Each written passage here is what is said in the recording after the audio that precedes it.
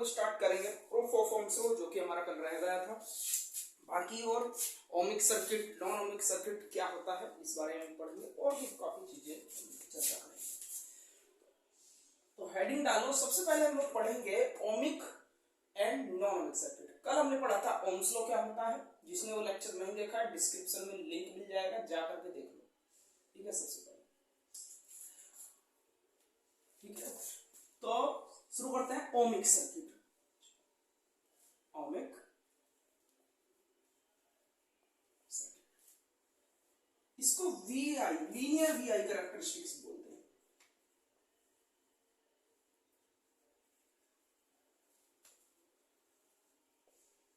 ये बहुत ही आसान टॉपिक है, मैं इसमें ज्यादा टाइम नहीं दूंगा, आपका ज्यादा टाइम बर्बाद नहीं करेंगे। देखो ओमिक सर्किट क्या होता है, नोट्स का लिंक आपको डिस्क्रिप्शन में मिल जाएगा। अभी तक अपलोड नहीं हुआ है, लेकिन हो सकता है थोड़े बहुत दिन में अपलोड हो जाए, 3-4 दिन बाद। Ohmic circuit linear VI characteristics इसको बोला जाता है। तो ओमिक सर्किट होते क्या है, एक ऐसा सर्किट जो ओम्स लॉ को करता हो वही फॉलो। ठीक है, जर्मन बात है। यानी कि वो सर्किट या वो कंडक्टर या वो मेटल जो ओम्स लॉ को करता हो फॉलो, उसको बोलते हैं ओमिक सर्किट।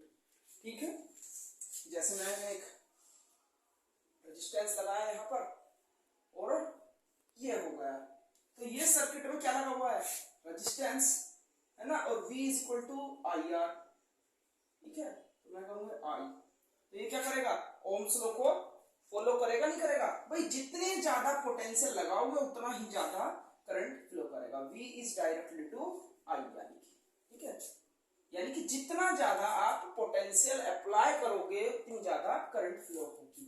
और अगर जो V और I में ग्राफ बनाऊं, V और I, तो V और I तो डायरेक्टली प्रोपोर्शनल है, तो ये स्ट्रेट लाइन जाएगा।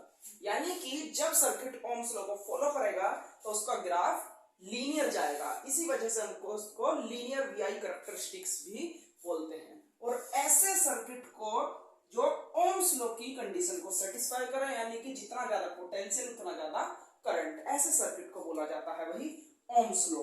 आया तो बात समझ में। एग्जाम्पल क्या क्या होंगे, अगर मैं एग्जाम्पल की बात करूं इसमें कि एग्जाम्पल हमारे क्या होने वाले हैं, तो एग्जाम्पल हो गया इसका सबसे जनरल एग्जाम्पल ऑल मेटल्स। सभी मेटल में ये प्रॉपर्टीज देखी जाती है कि आप जितना ज्यादा पोटेंशियल लगाओ उतना ज्यादा करंट फ्लो करेगी। जैसे कंडक्टर्स में भी ये सब कुछ होता है। ठीक है, लेकिन एक इसके बाद हेडिंग आती है, कौन सी, ये देखो, non ohmic circuit. Non ohmic circuit, non ohmic circuit, और इसको बोलते हैं non linear VI characteristic. Non linear characteristic यानी कि अब हम बोलेंगे एक ऐसा सर्किट जो कि ओम्स लॉ को फॉलो ना करे, यानी कि आपने पोटेंशियल कुछ लगाई और करंट मिलने लगी कुछ और, तो ऐसे सर्किट को बोलते हैं नॉन ओमिक सर्किट। यानी कि अब V is directly to I नहीं होगा, ये कंडीशन सेटिस्फाई नहीं होगी, ऐसे सर्किट को बोलते हैं ओम्स लॉ। ठीक है, ओम्स लॉ आ गई बात समझ में। और इसको लीनियर वीआई कैरेक्टरिस्टिक क्यों बोलते हैं, नॉन लीनियर, यानी कि जब ये ओम्स लॉ को फॉलो ही नहीं करेगा तो इसका ग्राफ कुछ कर्व जाएगा इस तरीके से, या आप ऐसे बोल सकते हो कुछ डिफरेंट जाएगा, किसी भी तरीके से वो जा सकता है। जनरली हम लोग कर्व दिखाते हैं क्योंकि बुकों में कर्व दिया होता है, लेकिन ऐसा जरूरी नहीं है कर्व जाएगा, बस वो ग्राफ स्ट्रेट लाइन नहीं होना चाहिए, चाहे वो फिर कैसा भी हो। ठीक है, ऐसे सर्किट को बोलेंगे नॉन लीनियर वीआई कैरेक्टरिस्टिक, ऐसे कैरेक्टरिस्टिक को बोलेंगे नॉन लीनियर वीआई कैरेक्टरिस्टिक। दोनों सेम ही बात होती है, नॉन ओमिक बोलो या नॉन लीनियर वीआई कैरेक्टरिस्टिक बोलो। और मैं बोलूं इसके क्या एग्जांपल, और एग्जांपल को भी हम बहुत अच्छे से समझने वाले हैं। तो मैं बोलूं कि इसके एग्जांपल क्या है ओमिक और नॉन ओमिक सर्किट के। तो इसके हैं जितने भी सेमीकंडक्टर डिवाइसेस हैं वो किस पर बेस हैं, नॉन ओमिक सर्किट पर बेस हैं। ठीक है, ठीक है, सेमीकंडक्टर, जैसे कि ये क्या सिंबल होता है, पीएन जंक्शन डायोड का, ये आप लास्ट चैप्टर में पढ़ोगे, यानी कि सेकंड बुक के लास्ट चैप्टर में सेमीकंडक्टर, तो पीएन जंक्शन डायोड का ये सिंबल है, डायोड। तो एग्जांपल में मैं जनरली इसको पीएन जंक्शन डायोड भी लिख सकता हूं,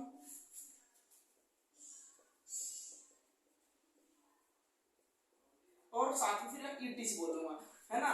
यानी कि भाई सेमीकंडक्टर को क्यों बोला, नॉन ओमिक सर्किट को फॉलो नहीं करता, क्योंकि सेमीकंडक्टर, भाई सुनिए ध्यान से, सेमीकंडक्टर एक ऐसी डिवाइस है, मैं पहले भी बता चुका हूं, कि जिसमें हम करंट, कम करंट में ज्यादा आउटपुट लेते हैं, यानी कि छोटी वोल्टेज लगाएंगे हम और वो ज्यादा करंट बना लेगा। कैसे, जैसे कि मैं कहूं एलईडी जो घर में लगा करके रखते हैं, ठीक है, एक तो टीवी वाली एलईडी हो गई, एक वही एलईडी जो बल्ब होता है, ठीक है, तो उसमें क्या होता है, 9 वोल्ट की एलईडी होती है, एलईडी बल्ब जो होता है 9 वोल्ट का होता है, ठीक है, 9 वोल्ट। लेकिन पहले वाला जो पीला वाला बल्ब होता था वो 100 वोल्ट का होता था, लेकिन जो एलईडी है वो है एक सेमीकंडक्टर डिवाइस, और वो जो पुराना वाला बल्ब था वो सेमीकंडक्टर डिवाइस नहीं थी। तो ये क्या करता है, सेमीकंडक्टर एक लो वोल्टेज पर हाई आउटपुट देता है। जैसे कि आज की एलईडी देखो, तो पहले वाले पीले वाले बल्ब से काफी ज्यादा अच्छा उसका रिफ्लेक्शन है और काफी अच्छी उसका आउटपुट है, पर करंट कैसा लेता है, वोल्टेज कैसी चाहिए उसको, लो वोल्टेज पर ही ऑपरेट हो जाता है, यानी कि बहुत अच्छा उसको माना जाता है, और आजकल सभी घरों में वो लगा हुआ है, टोटली 100% बोल सकते हैं आज के टाइम पर सेमीकंडक्टर डिवाइसेस का यूज किया जाता है। ऐसी डिवाइस को सेमीकंडक्टर डिवाइस बोलते हैं।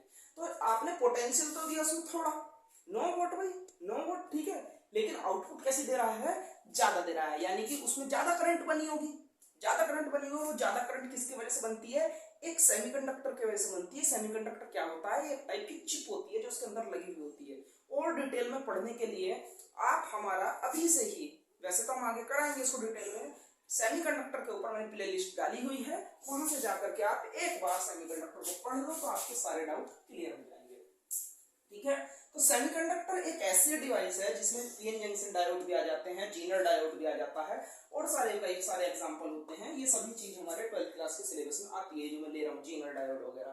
तो इनको हम लास्ट वाले चैप्टर में पढ़ेंगे, सेकंड बुक के, ठीक है। तो सेमीकंडक्टर एक ऐसी डिवाइस है जो कम वोल्टेज पर ज्यादा करंट दे देती है, ठीक है। तो इस वजह से इसका ग्राफ कुछ डिफरेंट जाता है, ठीक है, क्या जाता है, कुछ डिफरेंट जाता है। समझ गए इतनी बात को। चलो, तो ओमिक और नॉन ओमिक सर्किट हमारा हुआ खत्म। अब हमने कल पढ़ा था रेजिस्टेंस, है ना, और मैंने पूरा ही इतना डिटेल में रेजिस्टेंस आपको पढ़ाया था कि पूछो मत। रेजिस्टेंस में फर्क बताया था, रजिस्टिविटी में, रेजिस्टेंस, रजिस्टिविटी और रजिस्टर में क्या फर्क होता है।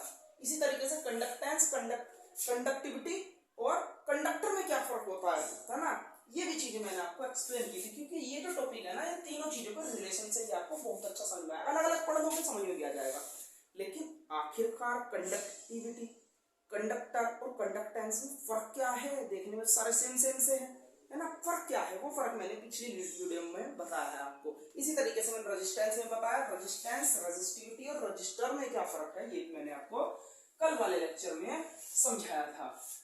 तो एक वर्ड होता है भाई डायनेमिक रेजिस्टेंस।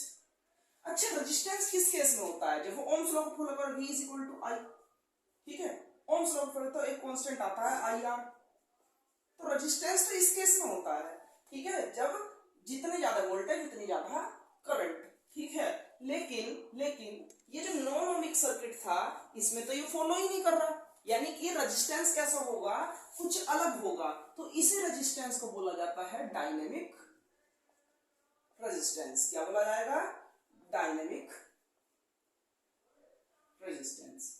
और ये डायनेमिक रेजिस्टेंस क्या होता है, भाई रेजिस्टेंस तो रेजिस्टेंस होता है जो फ्लो ऑफ करंट को रोके, ठीक है, उसको रेजिस्टेंस बोलते हैं। तो इसी तरीके से क्या फॉर्मूला था रेजिस्टेंस का, R is equal to V by I। According to Ohm's law V is equal to IR होता है,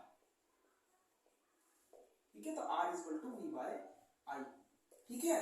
लेकिन डायनेमिक रेजिस्टेंस क्या होगा भाई, तो डायनेमिक रेजिस्टेंस बोलेंगे delta V by delta. Delta का मतलब होता है change in voltage by change in time. Change का मतलब क्या है, यहाँ पर चेंज क्यों लिया गया, चेंज का मतलब ये है, अब ये V फिक्स नहीं है, V फिक्स नहीं है और आई भी ज्यादा नहीं, मतलब कि आई भी फिक्स नहीं है, क्योंकि अभी हमने बताया था कि वोल्टेज और करंट दोनों अब डायरेक्टली प्रोपोर्शनल नहीं है कि अलग अलग होंगी, यानी कि डिफरेंट करेंगी। देखो डिफरेंस के लिए मैंने V ले लिया, आई ले लिया डिफरेंस के लिए, कि डिफरेंस करेगी।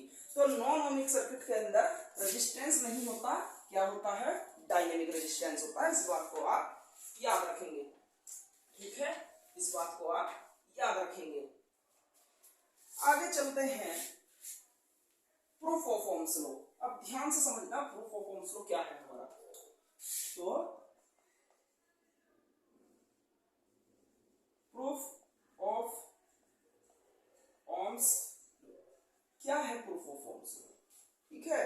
तो प्रूफ ऑफ ओम्स लॉ को देखेंगे ध्यान से।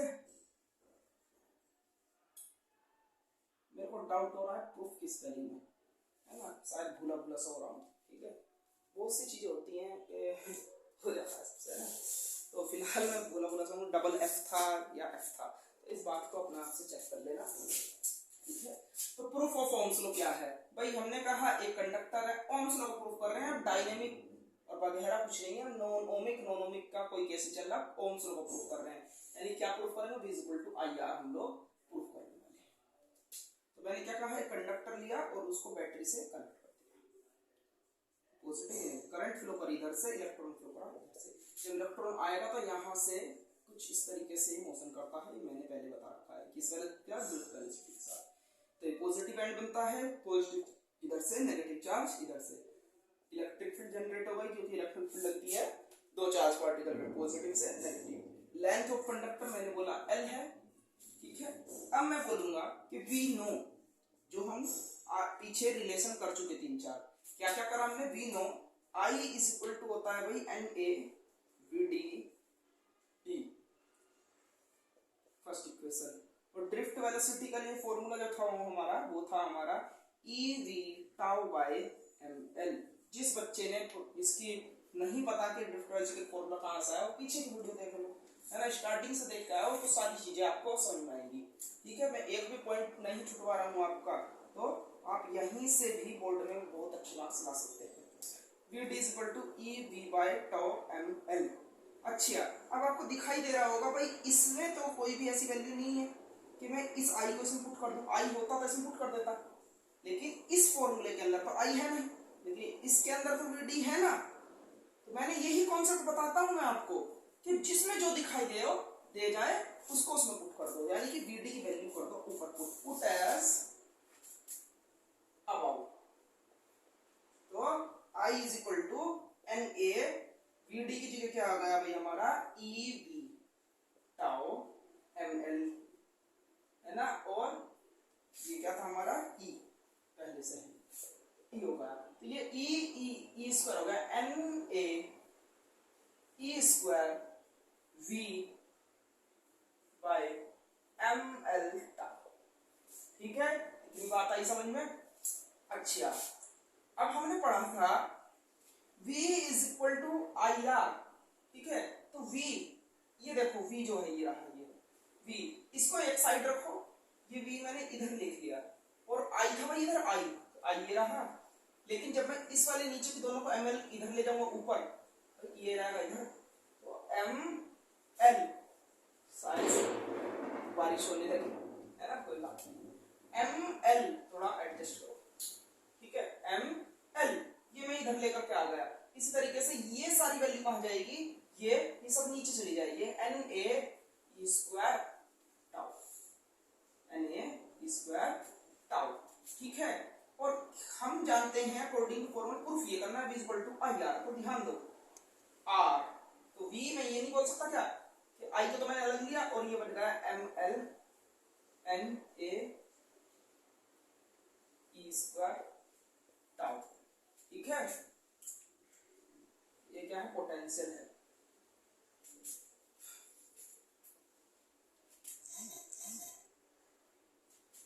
तो ये क्या हो गया भाई, वी नो, नाउ कर दो, नाउ R जो होता है इसी को रेजिस्टेंस बोलते हैं, ML NE स्क्वायर टाउ, यही तो है ये, यही तो है ये। तो हमने R, तो ये R की वैल्यू होती है यहाँ पर पर इस कांस्टेंट की, ये बात को आपको याद रखनी पड़ेगी, ये आर की वैल्यू होती है। मैंने इसको पहले भी समझाया था पीछे वाले लेक्चर में, ठीक है। तो ये आर जो हमने लिया था ना पहले कि आर किस किस पर डिपेंड करता है, तो आर भाई इन पर डिपेंड करता है, ना ये कि बी और आई पर डिपेंड करता है। मैंने समझाया भी था कोई भी कांस्टेंट क्वांटिटी 99% कभी भी सामने वाली चीज पर डिपेंड नहीं करती, जैसे कि R is equal to b by I. तो बहुत से बच्चे सोचते हैं भाई इन दोनों पर डिपेंड करेगी ना, ये तो कांस्टेंट आया था निकल करके, R is the constant, B is directly proportional to I, और फिर क्या आया था, R कांस्टेंट आया था। तो इसका मतलब ये इस पर डिपेंड नहीं करेगा कभी भी, कोई भी कांस्टेंट क्वांटिटी ऐसे डिपेंड नहीं करती। तो इस पर डिपेंड करेगी भाई, इन सभी चीजों पर डिपेंड करेगी। तो यहां से मैं इस फॉर्मूले को बोल दे सकता क्या, यहां से, तो ये हो गया, यहां से देखो v is equal to I, और वो वैल्यू होती है इसकी r की, तो ये हो गया। और मैं कैसे बोल सकता हूँ, v इज डायरेक्टली टू आई, तो मेरा ओम्स लॉ प्रूफ हो गया, हेंस प्रूफ। और मैंने देखा कि r की वैल्यू ये रही ml n e square tau, ठीक है। मैंने बताया भी था कि भाई इन वैल्यू पर क्या रेजिस्टेंस डिपेंड करेगा, कैसे देखो किस किस पर डिपेंड करा, r is directly to m charge, r is directly to l। बहुत से लोग m पर बोलते भी हैं, नहीं भी बोलते, किस वजह से, क्योंकि मास कांस्टेंट रहता है इसके अंदर, लेकिन कई बुकों में मैंने देखा कहीं पर दिखाया हुआ है मास को डायरेक्टली में, कहीं नहीं दिखाया हुआ। तो मैं दिखा रहा हूं इसको, वैसे आप चाहो तो ना भी दिखा सकते हो, ठीक है, पहले ही बता रहा हूं इस बात को, क्योंकि मास इसमें इलेक्ट्रॉन के जो मास होता है जो फ्लो कर रहा है कंडक्टर के अंदर, वो कांस्टेंट ही तो होगा, मास थोड़ी ना चेंज करेगा, ठीक है। तो कॉन्सेप्ट भी मैंने आपको बता दिया, वैसे मेरे हिसाब से ये आना नहीं चाहिए, ठीक है, लेकिन जिस बुक के हिसाब से मैं पढ़ाता हूँ उसमें दिया हुआ है तो मैं करा रहा हूँ, बाकी बुकों में किसी में दिया हुआ है, किसी में नहीं दिया हुआ है ना। लो, और किसके भाई एल के तो डायरेक्टली प्रोपोर्शनल हो गया, inversely proportional to the N, यानी कि एन क्या होता है, नंबर ऑफ फ्री इलेक्ट्रॉन्स, है ना, यानी कि नेचर की बात हो गई, नेचर। कोई ऐसा क्यों, एन को नेचर क्यों बोला भाई, नंबर ऑफ फ्री इलेक्ट्रॉन्स, किसी बॉडी में जितने ज्यादा फ्री इलेक्ट्रॉन्स होंगे वो उसका नेचर उतना ही ज्यादा बढ़िया होगा। जैसे मैं बोलूं कॉपर में नंबर ऑफ फ्री इलेक्ट्रॉन्स ज्यादा होते हैं, किससे, एल्युमिनियम से, तो यानी कि किसको बता रहा है, नेचर को बता रहा है ना, कॉपर में ज्यादा होते हैं number of free electrons, N की वैल्यू जहां ज्यादा होगी यानी कि रेजिस्टेंस उतना ही कम हो जाएगा, जितने ज्यादा फ्री इलेक्ट्रॉन्स उतना ही कम रेजिस्टेंस, जितने ज्यादा फ्री इलेक्ट्रॉन्स उतना ही कम रेजिस्टेंस, उतना ही कम रेजिस्टेंस, और जितनी ज्यादा लेंथ होगी कंडक्टर की उतना ज्यादा रेजिस्टेंस, उतना ज्यादा रेजिस्टेंस। और किस किस पर डिपेंड कर जाएगा रेजिस्टेंस, देखना चाहो तो आर ई के इनवर्सली प्रोपोर्शनल, यानी कि ई के भी नहीं बोलेंगे क्योंकि ई भी कांस्टेंट है, किसके बोलेंगे, एक तो टाउ के बोलेंगे, but tau is inversely proportional to the temperature. Tau क्या होता है, रिलैक्सेशन टाइम। मैंने कहा है कंडक्टर है और कंडक्टर के अंदर है फ्री इलेक्ट्रॉन्स, ये बात मैंने पहले बता रखी है, ठीक है। और इसके अंदर फ्री इलेक्ट्रॉन्स होंगे, वो कैसे मोशन करते हैं, रैंडमली मोशन करते हैं, आपस में टकराते रहेंगे, ये इससे टकराएगा, इससे आपस में, दीवार के साथ में भी टकराते रहेंगे, सब आपस में कोलिजन।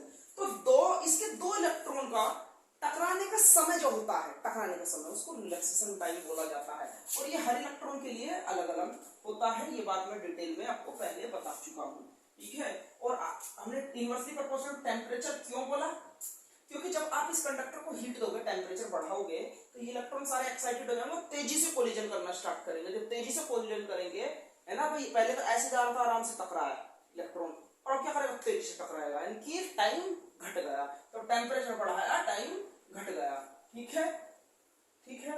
तो ये देखो, ये इनवर्सली प्रोपोर्शनल, यानी कि मैं बोल सकता हूं कि टाउ इनवर्सली प्रोपोर्शनल है टेम्परेचर के, यानी कि 1/T, तो ये होगा ऊपर, तो मैं बोलूंगा R इज डायरेक्टली प्रोपोर्शनल। किसी भी रेजिस्टेंस का टेम्परेचर बढ़ाओ, है ना, वो सॉरी, किसी भी कंडक्टर का रेजिस्टेंस वो टेम्परेचर बढ़ाओ तो उसका रेजिस्टेंस इंक्रीज हो जाता है, ठीक है, रेजिस्टेंस इंक्रीज हो जाता है।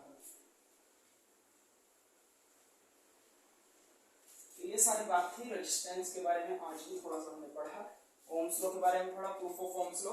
आगे देखते हैं चीजों को कंटिन्यू करते हैं। अच्छा, रजिस्टिविटी मैंने उस परसों में समझाया था, रजिस्टिविटी का थोड़ा सा आगे फॉर्मूले वगैरह देखते हैं, ठीक है। जब तो मैंने कंपैरिजन कराया था आपको ताकि आप रेजिस्टेंस अच्छे से समझ पाओ।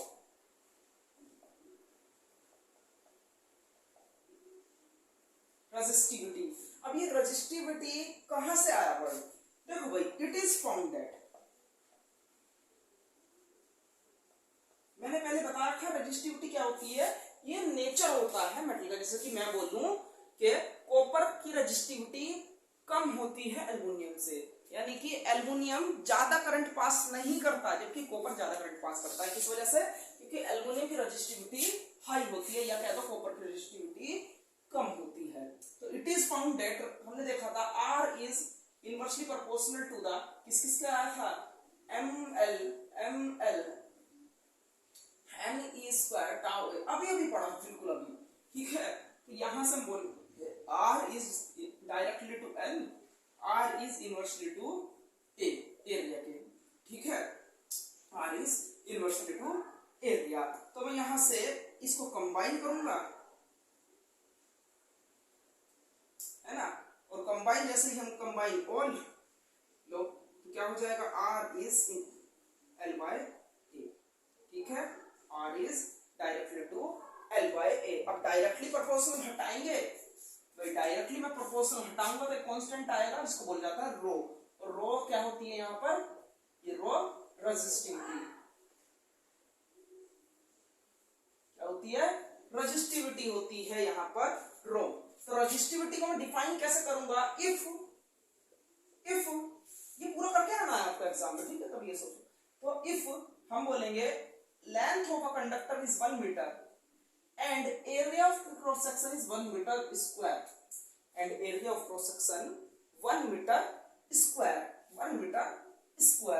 then resistance of the conductor is equal to the resistivity,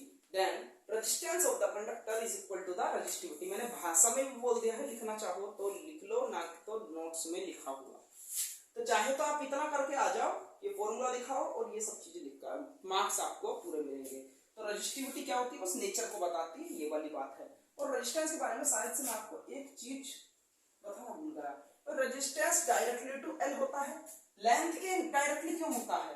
हमने कहा था ये कंडक्टर है, हाँ, और मैंने इसको बैटरी से लगा दिया, करंट कब फ्लो होती है, जब ये वाला जो इलेक्ट्रॉन है, ये वाला इलेक्ट्रॉन इस कंडक्टर से पास हो जाए पूरा, यानी कि एक एंड से दूसरे एंड कंप्लीटली पास हो जाए, निकल जाए, तो मैं बोलूंगा करंट पूरी तरीके से अब पास हो गई, ठीक है। लेकिन अगर तो मैं कहूं कंडक्टर बहुत बड़ा है, लंबा है, लेंथ ज्यादा है, तो उसको पास होने में क्या लगेगा, समय ज्यादा लगेगा, यानी कि एक तरीके से रुकावट आएगी, उसको रुकावट कहने का मतलब समय ज्यादा लगेगा, देर से करंट फ्लो होगी, देर से होगी, यानी कि रेजिस्टेंस हाई हो गया।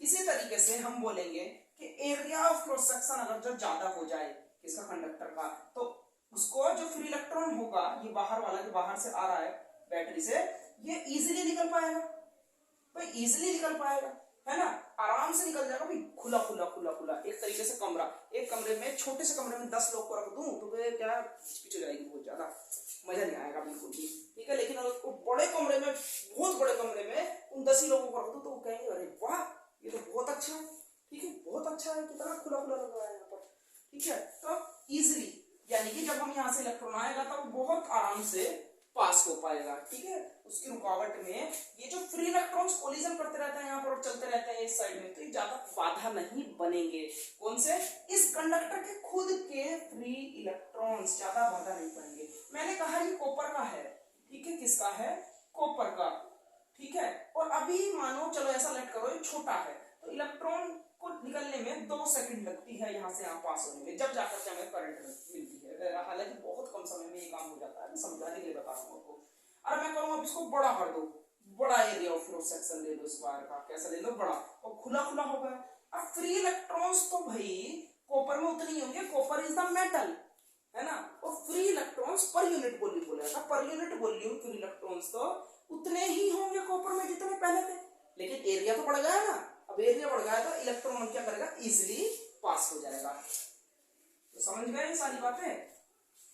तो रजिस्टिविटी किस किस पर डिपेंड करेगी भाई, रजिस्टिविटी एल पर डिपेंड करेगी, ए पर डिपेंड करेगी, ऐसा ही है। हाँ ऐसा ही है भाई। रजिस्टिविटी भी क्या है, रजिस्टिविटी भी क्या है, ओहो बारिश, रजिस्टिविटी भी क्या है, एक कांस्टेंट आया निकल करके, तो ये इन चीजों पर डिपेंड नहीं करेगा।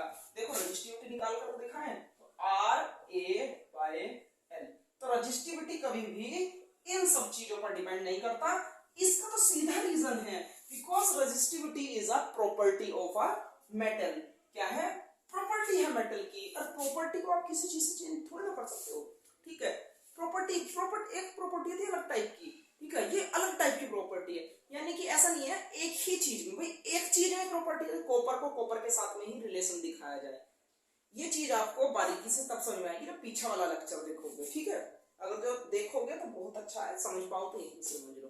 भाई कॉपर जो है हमारा, कॉपर जो है वहां मैंने बहुत ज्यादा डिटेल कर रखा है इस टॉपिक को, बहुत ज्यादा डिटेल, जब मैंने रिलेशन समझाया था रजिस्टिविटी, रेजिस्टेंस एंड रजिस्टर में, ठीक है। तो यहां पर क्या पढ़ा था, हाँ, तो रजिस्टिविटी, रेजिस्टेंस क्या देखा जाता है, रेजिस्टेंस सभी चीजों में देखा जाता है। यानी कि रेजिस्टेंस को आप एक ही मेटल में देख सकते हो, ये भी कॉपर ये भी कॉपर, आप रेजिस्टेंस दोनों का अलग अलग चेक कर सकते हो, एरिया वगैरह बढ़ा करके, एरिया वगैरह बढ़ा करके और घटा करके, लेंथ बढ़ा करके लेंथ घटा सकते हो। लेकिन रजिस्टिविटी तो एक जर्नल थिंग है, क्या है, जर्नल थिंग। जैसे कि हम डायरेक्टली बोल देते हैं कॉपर की रजिस्टिविटी कम होती है एल्युमिनियम से, है ना। तो कॉपर की रजिस्टिविटी कम होती है तो होती है, होती है तो होती है। अब ये थोड़ी ना कह दोगे कि मैंने कॉपर का एरिया बढ़ा दिया, क्या कर दिया, एरिया बढ़ा दिया, और एरिया जो है रेजिस्टेंस के इनवर्सली प्रोपोर्शनल होता है, इस वजह से उसकी रजिस्टिविटी क्या हो गई, क्या हो गई, कम हो गई, है ना। ऐसा थोड़ी ना बोलोगे, क्यों, रजिस्टिविटी तो प्रॉपर्टी है भाई, कॉपर की रजिस्टिविटी एल्युमिनियम से कम होती है तो होती है, नाम से बोला ना, कॉपर की रजिस्टिविटी एल्युमिनियम से कम होती है तो होती है, बात ही खत्म।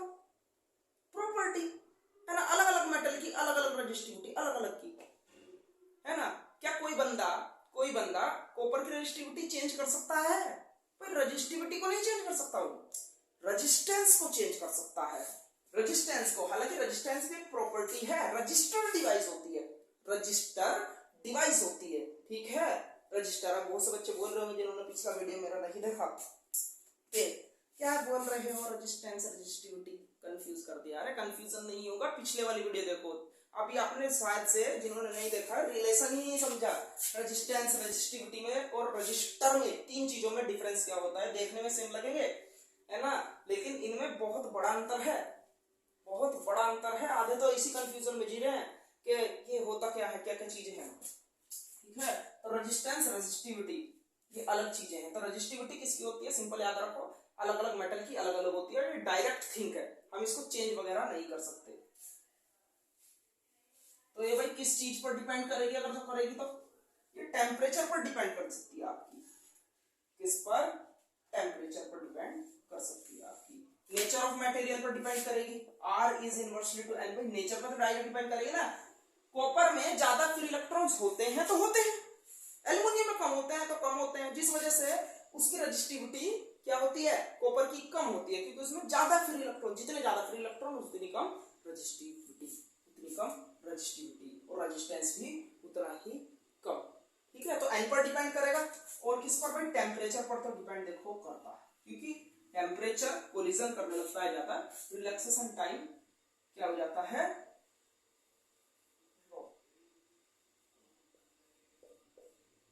proportional to the tau, but tau is inversely proportional to temperature, then rho is directly proportional to the temperature, ठीक है। यानी कि भाई मैं कॉपर की बात करूं, ठीक है, और एक जगह है, ये है एल्युमिनियम का कंडक्टर, ये है कॉपर का, एक बार वीडियो चेक कर लेता हूं मैं, चलो चल रही है बिल्कुल ठीक। तो ये कॉपर है, ये एल्युमिनियम है, तो कॉपर में तो तेजी से करंट पास करेगी भाई, तेजी से करंट पास करेगी, लेकिन ये एल्युमिनियम है इसमें थोड़ी कम करेगी, थोड़ी कम, यानी कि इसमें 2i करी तो मैं कह दिया इसमें i करी करेगी, ठीक है। तो इतना ज्यादा फर्क होता नहीं, थोड़ा सा फर्क होता है वो, है ना, कॉपर और एल्युमिनियम में। तो इसमें मैं बोला इसमें तेजी से करंट पास करेगी, इसमें कम, लेकिन मैंने क्या कर दिया, इसका टेम्परेचर बढ़ा दिया। अब फ्री इलेक्ट्रॉन्स के कोलिजन तो तेजी से होने लगे, तो क्या ये इसके इलेक्ट्रॉन को पास होने देंगे? नहीं होने देंगे। तो यानी कि टेम्परेचर पर रेजिस्टिविटी डिपेंड करती है, टेम्परेचर पर रेजिस्टिविटी डिपेंड करती है।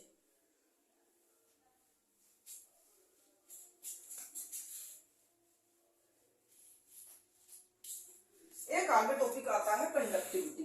ये भी मैंने पिछले लेक्चर में, आज का जो टॉपिक चल रहा है मैंने फुल डिटेल एक्सप्लेन किया था, क्योंकि एक एक टॉपिक आया था तो मैंने वहां पर पूरा एक्सप्लेन करा था। कंडक्टिविटी ये होता है इनवर्स ऑफ रेजिस्टिविटी। कंडक्टिविटी को हम लोग सिग्मा से डिनोट करते हैं और इनवर्स ऑफ रेजिस्टिविटी। कंडक्टिविटी भी क्या होती है, जैसे रेजिस्टिविटी, ये प्रॉपर्टी होती है ये भी, यानी कि अलग अलग मेटल की अलग अलग, बिल्कुल सेम रेजिस्टिविटी की तरह। रेजिस्टिविटी क्या होती है, करंट को रोकती है, ये क्या करती है, करंट को अलाउ करती है। जैसे मैं बोलूं conductivity of copper is very high than the rubber, या कह दो general conductivity of copper is high than aluminium, क्योंकि उसमें ज्यादा फ्री इलेक्ट्रॉन्स होते हैं और वो ज्यादा करंट को कंडक्ट करता है। समझ गए? तो दोनों सेम सेम से हैं, समझ में आ गए होंगे आपके। ऐसा यूनिट देखना चाहो इसकी, तो रेजिस्टिविटी का इनवर्स, ठीक है। तो रेजिस्टिविटी किस पर डिपेंड करेगी भाई, resistivity rho R A by L, इसका फॉर्मूला था अभी देखा हमने। तो ohm per metre square length, फिर मीटर, फिर से कैंसिल हुआ, तो ये आ गई थी हमारी पीछे वाली थी ओम मीटर, ठीक है। और यहां से हम इसको क्या बोलेंगे, ऐसा यूनिट, इसकी क्या जाएगी, इसको उल्टा कर दो क्योंकि इनवर्स है, तो मैं कहूंगा ओम माइनस 1 मीटर, ठीक है। डायमेंशनल फॉर्मूला देखना चाहो तो डायमेंशनल फॉर्मूला भी आप देख सकते हो उसका। डायमेंशनल फॉर्मूला क्या होगा, ओम का फॉर्मूला, आ जाता है कंफ्यूजन। तो v इज इक्वल टू होता है आई आर, तो r ओम किसकी यूनिट होती है, r की, तो I is equal to v by I। तो v क्या होता है, v is equal to potential W by Q, यानी कि W का होता है ml t माइनस के 2, ml t माइनस के 2। जिस बच्चे को डायमेंशनल फॉर्मूले बनाने नहीं आते, 11वीं क्लास में डायमेंशनल फॉर्मूले की यूनिट एंड मेजरमेंट प्लेलिस्ट में जाकर के वहां से डायमेंशनल फॉर्मूले की टॉपिक देख लो जाकर के आज, फिर उस लेक्चर को देखने के बाद आपको डायमेंशनल फॉर्मूले में कभी दिक्कत नहीं आएगी। ये मेरी पॉलिसी है, ए टी, तो आया समझ में।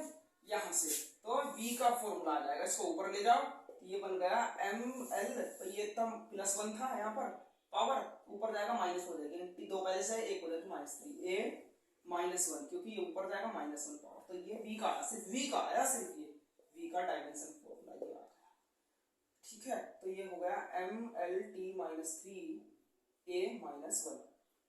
किसका, v का। अब I का क्या है, I का करंट के लिए एम्पियर, ठीक है। तो ये एक और a ऊपर गया, तो मैंने बोला ml-t-3a-1 की जगह a-2, a-2 किसका आया, r का आया ये, पर हमें किसका चाहिए, ओम इनवर्स, यानी कि r इनवर्स का।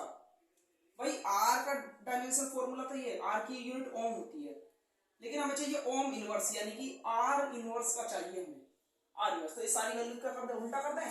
तो हमने क्या बोला, r इनवर्स के लिए सिर्फ r इसका, तो हमने बोला m-1 l-1 t पॉजिटिव कर दो, 3 हो गया पावर में, और a सीधा स्क्वायर हो गया। आ गई होगी इतनी बातें समझ में।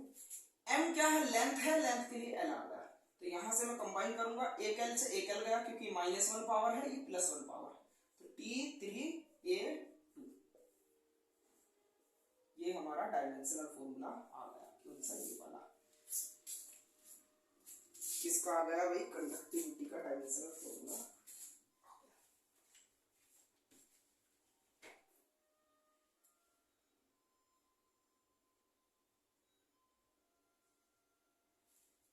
शायद से मैंने एक दिक्कत करी है यहाँ पर, दिखाना चाहूंगा।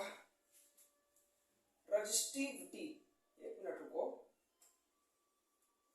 किसकी यूनिट निकाली हमने, अरे भाई इतनी बात आपको दिख गई होगी, ये रेजिस्टेंस है रो, रजिस्टिविटी तो उल्टा होता है इसका, उल्टा होगा तो क्या हो जाएगी, जैसे कि ओम इनवर्स मीटर इनवर्स, तो ये एल इनवर्स। अब एल इनवर्स तो ये एल एक और जाएगा, तो ये एल यहां पर रहेगा भाई माइनस के 2, दो पावर हो जाएगी एल माइनस के 2।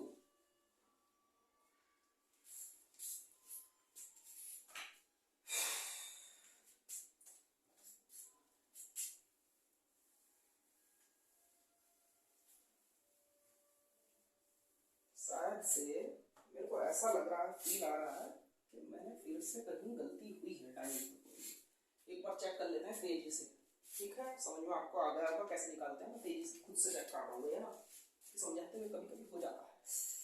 Sigma is equal to inverse of rho, और रो जो होता है ये होता है हमारा आर ई बाई एल, यानी कि ये हो जाएगा ओम मीटर, ओम यानी कि आर, आर यानी कि ये एल, तो आर के लिए डायमेंशन पूरा v equal to by I हो गया, और ये v के लिए v is equal to w upon q, यानी कि ml स्क्वायर t माइनस 2।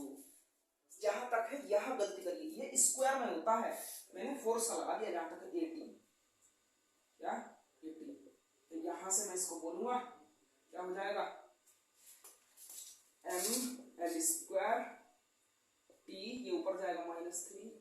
चलो अब तो मैं ही कर रहा हूँ, देख लेना, समझा मैंने दिया है ना, या एस के लिए v के लिए ml square t minus 3 a minus 1, तो ठीक है, तो कहीं नहीं हुआ, ठीक है बिल्कुल। तो ये इसका हो गया, आई के लिए एम्पियर हो गया, एक और ऊपर जाएगा तो ये जाएगा ml square t minus 3 a minus के 2, ठीक है।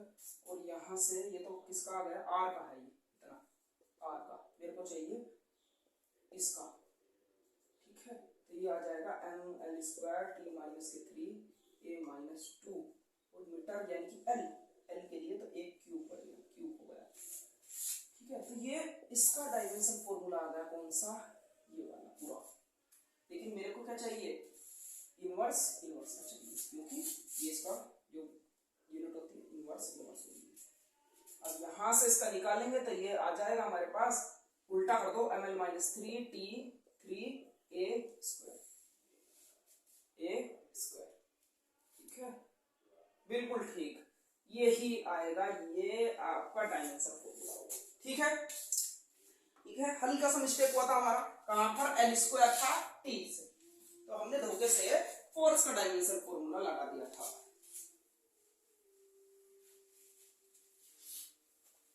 फिर भी कोई डाउट आया आपको कमेंट बॉक्स में लिखना, और जो हमारे ऑफलाइन के स्टूडेंट्स हैं, हमें कोई दिक्कत आती है कभी इस टॉपिक में तो हमें डायरेक्टली कोचिंग में पूछ सकते हो। आगे एक लास्ट टॉपिक अब हम करने जा रहे हैं, relation between current density and conductivity. Current density and conductivity, और क्या बोलते हैं इसको, और बोलते हैं भाई इसको microscopic form of ohm's, ohm's law की माइक्रोस्कोपिक फॉर्म। अच्छा कैसे करेंगे इसको, तो हम भाई जानते हैं, वी नो, सीधा बोलो, वी होता है आई आर, ठीक है, वी आई आर, और आर जो होता है वो होता है हमारा रो एल बाई ए, तो यहां पर पुट कर दो v is equal to I R rho L by ए।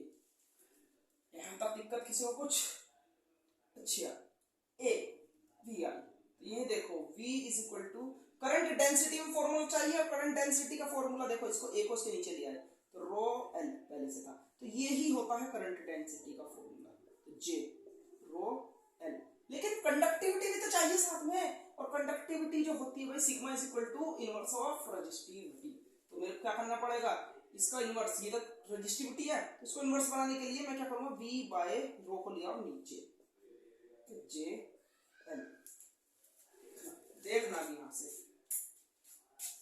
देखना, तो 1 बाय रो कितना होगा, सिग्मा v, भाई 1 by rho sigma v is equal to J L. इतना मेरे पास आ चुका। अब यहां से बोलूंगा sigma is equal to J L by, ऐसे नहीं ऐसे बोल दो, वी, इस एल को नीचे लिया उठा करके एल को, ठीक है, यहां तक कोई दिक्कत, एल को लिया है नीचे उठा करके वी के। अब ये वी बाय एल क्या होता है, एक फॉर्मूला सेकंड चैप्टर में आप लोगों ने पढ़ा होगा, E इज इक्वल टू होता है क्या, इसको साइड में लिख लेंगे, E इज इक्वल टू होता है V बाय डी, ठीक है। ये इलेक्ट्रिक फील्ड और पोटेंशियल में क्या होता है, रिलेशन होता है। डी यहाँ पर डिस्टेंस होती है, डिस्टेंस, लेकिन यहाँ पर क्या है, लेंथ है, तो लेंथ भी एक डिस्टेंस ही होती है, तो मैं यहां से इसको E बोल सकता हूं, ठीक है। तो मेरे पास ये क्या होगा, this is the required expression, relation. तो आज के लेक्चर में रखते हैं इतना ही, मिलते हैं नेक्स्ट लेक्चर में।